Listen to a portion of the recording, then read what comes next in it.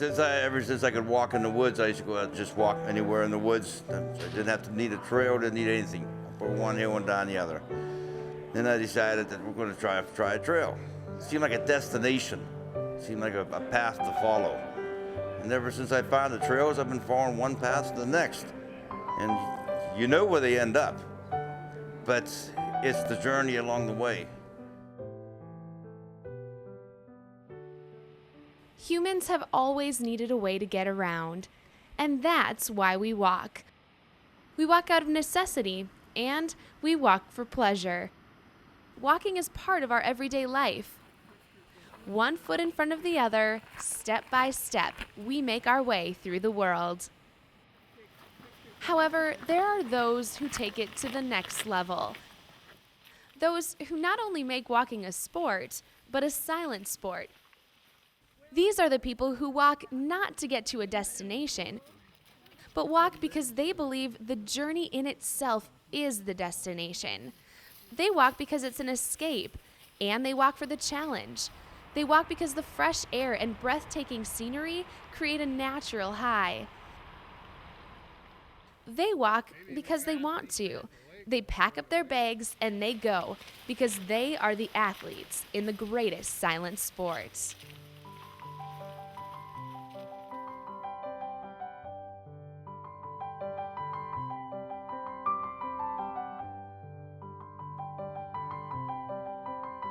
My dad was a big outdoors. He loved the outdoors. So as a child, I can remember being on my dad's back in his backpack, and so started at a very young age. And as a family, we did some really pretty ambitious hikes. And then through the years, I've carried that love of the outdoors and travel. And for me, it's almost like I don't even necessarily know why I'm doing it, but I almost feel like I'm guided by a higher source. Bart Smith isn't quite sure why he walks, but he does.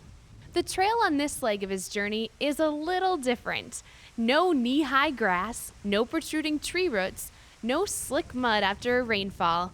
Instead, mowed ditches line the pavement he walks on, and chest-high corn helps to break the wind. It's an urban trail that Smith travels on through this part of North Dakota.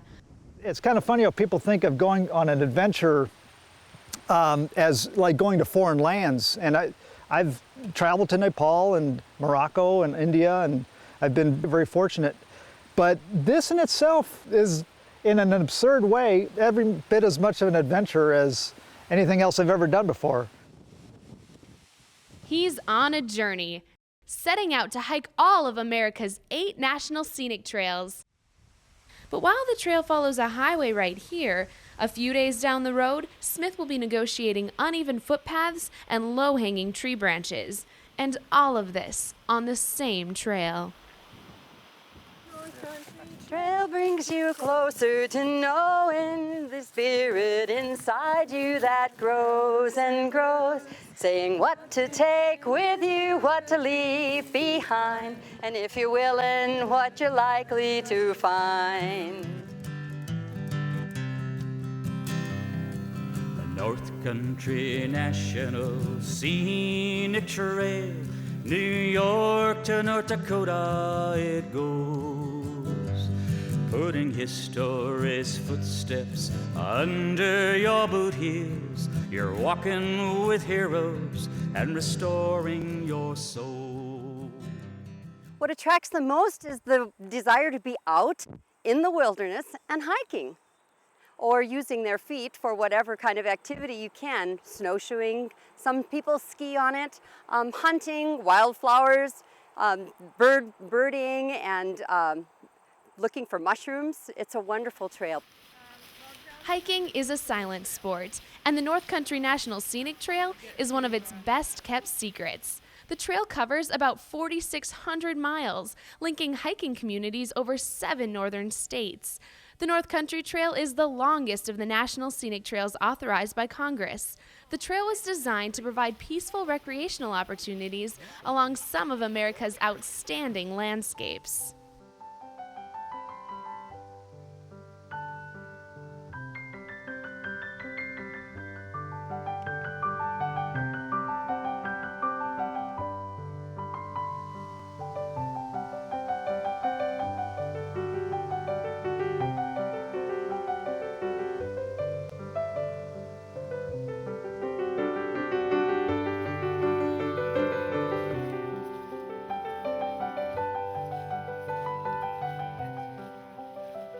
The trail goes through everything from designated wilderness to national forests, county forests, parks, urban areas, some city walks, small towns. It's just this whole diversity of experiences. And that's really what makes this trail unique, I think. The trail winds its way through New York, Pennsylvania, Ohio, Michigan, Wisconsin, Minnesota, and North Dakota. It also passes through 57 state parks and 47 state forests.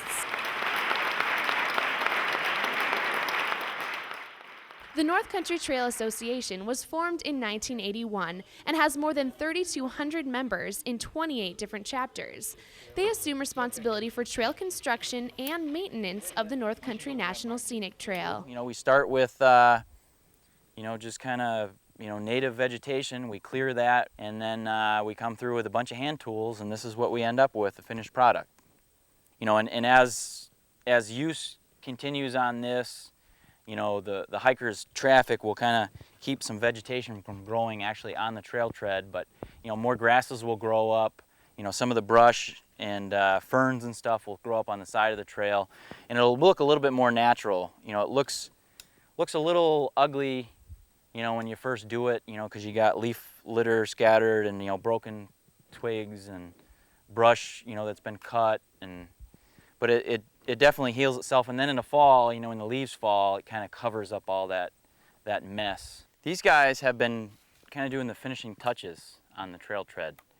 And in a lot of places, scraping down the dirt and material kind of on the downhill side, because this trail is designed to naturally shed water. This is higher than this, so any water that kind of intercepts the trail is going to naturally flow down right off the trail, as opposed to just kind of running down the trail and eroding the trail as it goes. But that doesn't work if, there's a little bit of a berm here in the downhill side. So they've been scraping a lot of that off and leveling the trail tread and making it just about perfect.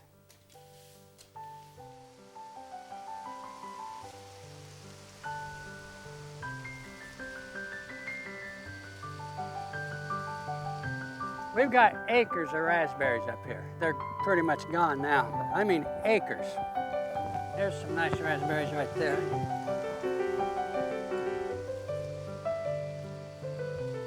I think I've covered about 2,300 miles of the North Country Trail now.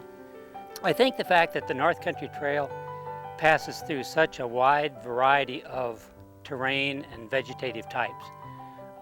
It does not follow the crest of a mountain range like the Appalachian and the Pacific Crest Trails do. Not that that's bad, I mean it would be very exciting too, but our trail covers a variety of things, including a vast range of waterfalls, some mountainous areas like the Adirondacks and the Trap Hills in Michigan, a lot of beautiful streams and rivers, a lot of places like this right here with small lakes and a mix of vegetation. So just that big variety, I think, is what appeals to me.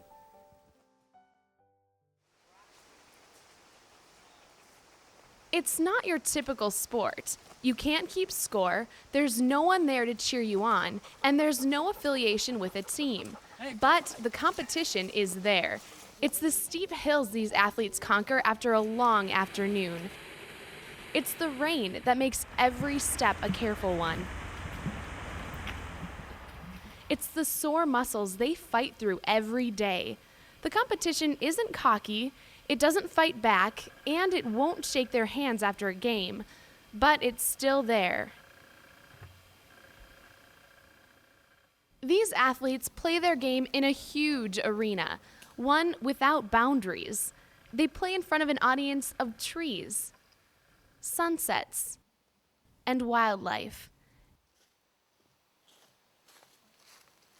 And it's quiet. It's a silent sport. People take cell phones out there and take personal beacon locators and everything else, but you rely on somebody else when you do that. You take all your own inner knowledge you have and use it when you're out in the woods, because that's what it's all about. It's all based on you and what you can do. And that's pretty much what I've been doing, and it's cool. It is dynamite. In fact, that's why a lot of these athletes play. They play to get away from the deafening sounds of everyday life. They play to hear their crowd, the wind, roaring quietly in their ears. It's the most silent sport out there, just the athlete and their competition. Words need not be exchanged unless they want to. And while more traditional athletes rely on their fans to be a source of motivation through their chants and cheers, these athletes rely on their teammates and the setting around them to reach their goal. It's about 2.3 miles. There's a few hills, a few ponds, and that's it. The steps on Bart Smith's solo journey are ones that are 16 years in the making. It's a project that's kind of over the top. It's very ambitious, but it's been an incredible journey so far. An athlete in his own right, Smith carries along his photography gear to document his trip. His hope is to raise awareness about the scenic trails that wind from every corner of the United States. Through photographs, it's possible, I think, to portray the wonder of life.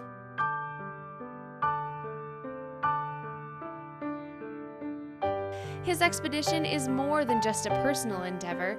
It's about something that Smith believes is bigger than him. I think we sometimes, it's easy to forget just how amazing our bodies are, how the human body is, and how it adapts to whatever you put it through. Like many of these athletes, Bart Smith's journey is one that has no end. Honestly, every day is an adventure, and I consider myself extremely fortunate. The fact of the matter is I'm having an adventure of a lifetime.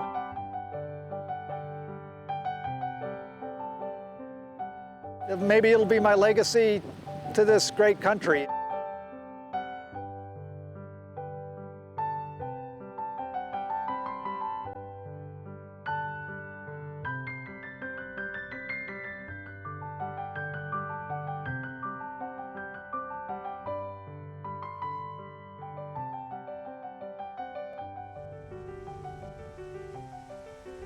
With over 13,000 miles under his belt, Smith has had his fair share of dramatic experiences. I had one situation where it was at night in the Mojave Desert, and I was photographing the Joshua trees in the moonlight, and it's just beautiful. I mean, but it's kind of spooky. And I heard some gunshots, and it was a pickup truck with about 4 or 5 guys in the back, just firing away at anything and everything. In fact, it was kind of weird because they parked right by my camera, which is what was on a tripod, for like a 4-minute exposure, because it's such, dim light, you have to have the camera shutter open for a long time. And what was kind of funny was when I got the film developed, the headlight lit up the Joshua trees, and it's actually kind of a cool photograph.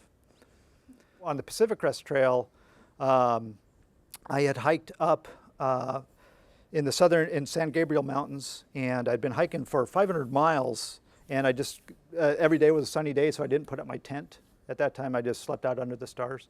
And I got into a campground, and kind of late in the evening, and went to get water. I saw something run off from my campsite when I was walking back to it.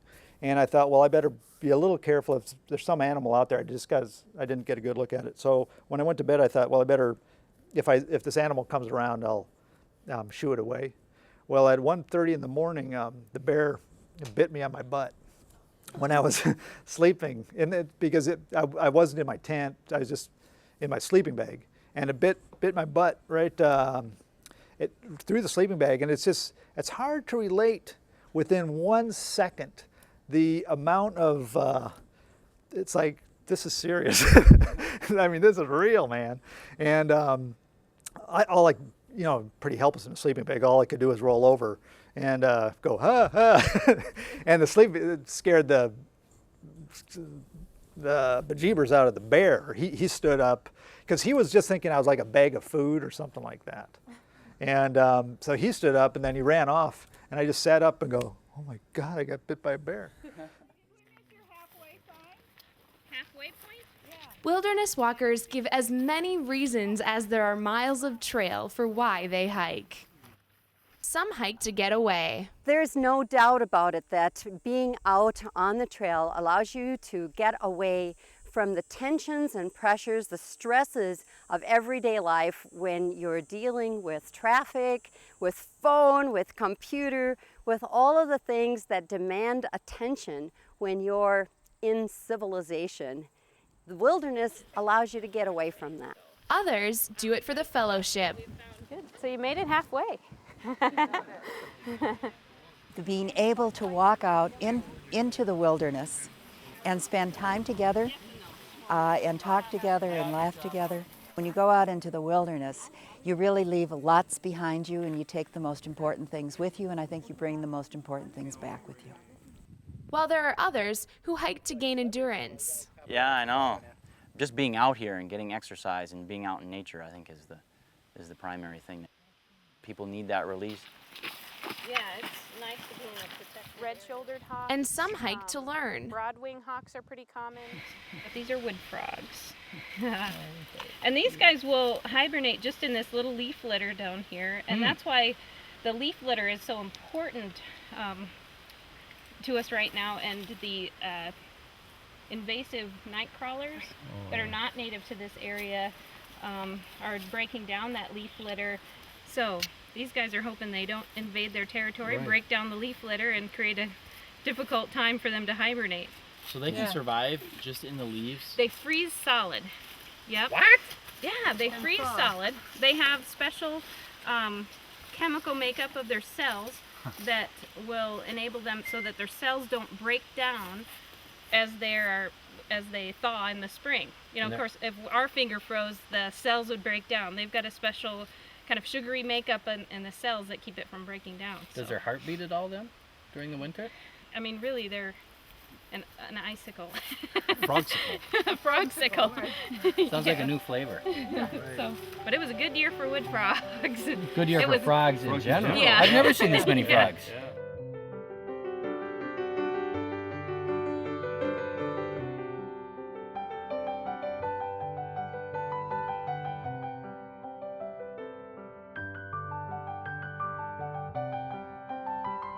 I hike to rejuvenate my spirit. That's really why I like getting out into the woods. It's a refreshing feeling, and I feel like when I'm done, I can tackle those business world things that happen every day after I have a good long hike. For some, hiking is their way to exercise. A treadmill can't lead you around a lake or bring you to a place that can take your breath away. They really got a kick out of this spot just because, you know, they could do this work and, you know, hear the loons fly over, and, you know, they saw a beaver out in the pond, and, you know, but at the end of the day, they'd go swimming, and they really had a great time. Most hikers agree that one reason they consider their sport the greatest is because of the health benefits, both physical and mental. Hikers clear their minds each time they set foot outside. They have time to think, time to ponder, and time to slow down. But it's more than that. They're fit, both inside and out. The air they breathe is clean and fresh. The exercise they get is rigorous and fulfilling. I've tried to be active throughout my life. I'm a physical education major, so I've done lots of sports, but you know, this is a different kind of sport. So those who would like to take a shorter trail can go down here. Those who would like a little longer walk around the lake, you can see a lot more of the lake from that trail. A great sport doesn't select its athletes based on how much they can bench press or how fast they run a mile. Hiking doesn't discriminate. Peak physical condition is helpful, but by no means mandatory. These athletes are the first to admit that they're nothing more than average people, but it's their average attitude that makes hiking great. Anyone can do it, the young and the old. I just had my 81st birthday in July. But there is one lady here who's older than I am. Exercise is good for you. Strengthens your heart, you know, and it gets you to breathing better, you know, than just sitting around and letting your muscles get lax, you know. It keeps your muscles strong, And it's enjoyable. You know, if people just realized how much it is an enjoyment to get out and walk. And this is a real nice trail. It needed work done on it. Of course, that's what we've been doing today. So it's really nice. While wilderness walkers spend a good deal of time out on the trails for their own gratification, many also devote their time and energy to maintaining, improving, and building trails for future generations to enjoy. There is a lot of work involved when it comes to preserving and building trails. At this site, Boy Scouts and North Country Trail members are working together on this section of trail. They're digging into a hill to create a flat walking trail.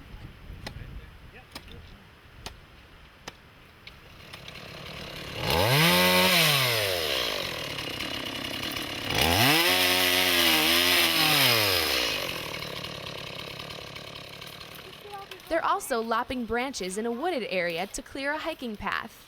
Okay, we're going to trim all the branches within that area.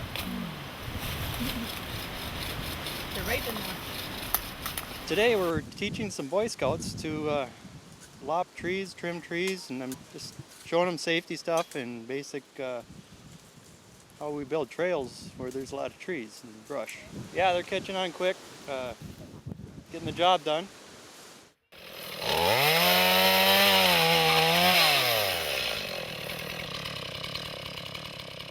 All of these workers have something in common. They love the outdoors and treasure the time they spend hiking. This is kind of my time to exercise because life's so hectic that on the weekends you go hiking, and that's when I do my exercise. So.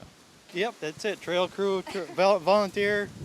I hike on the trails. That's kind of why I joined up, so I could help them build the trails. I have no goals except don't stay in the house. Just keep get out on the trails as much as I can. Oh, it's fun and hard.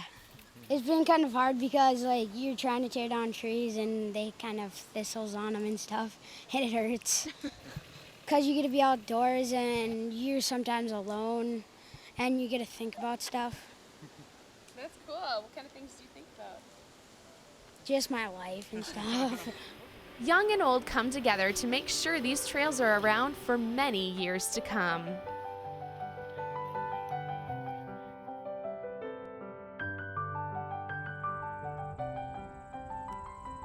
Bart Smith may walk all of the national scenic trails, yet his journey is one that will never be complete.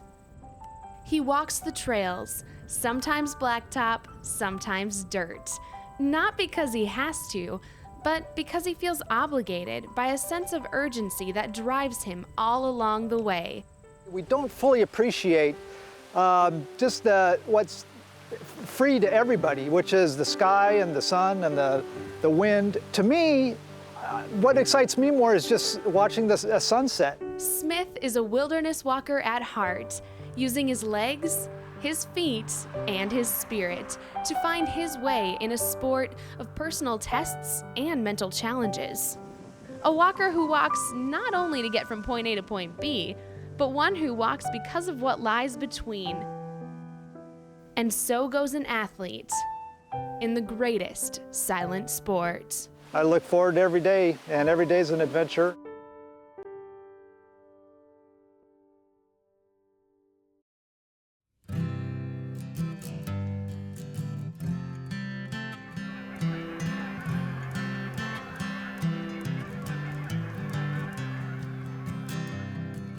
North Country National Scenic Trail, New York to North Dakota it goes, putting history's footsteps under your boot heels. You're walking with heroes and restoring your soul.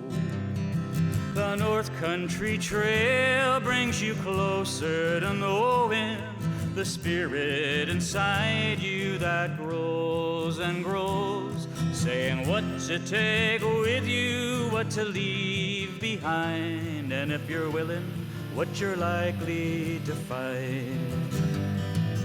4,600 miles out to the west, the premier trail of them all, from Lake Champlain to Sacagawea, adventure in winter, spring, summer, and fall. The North Country Trail brings you closer to knowing the spirit inside you that grows and grows, saying what to take with you, what to leave behind, and if you're willing, what you're likely to find. Hiking mountains and cities and tall prairie grasses, swinging up forests and dale. A 7-state welcome, each with a story to tell you. The North Country National Scenic Trail. The North Country Trail brings you closer to knowing the spirit inside you that grows and grows, saying what to take with you, what to leave behind, and if you're willing, what you're likely to find.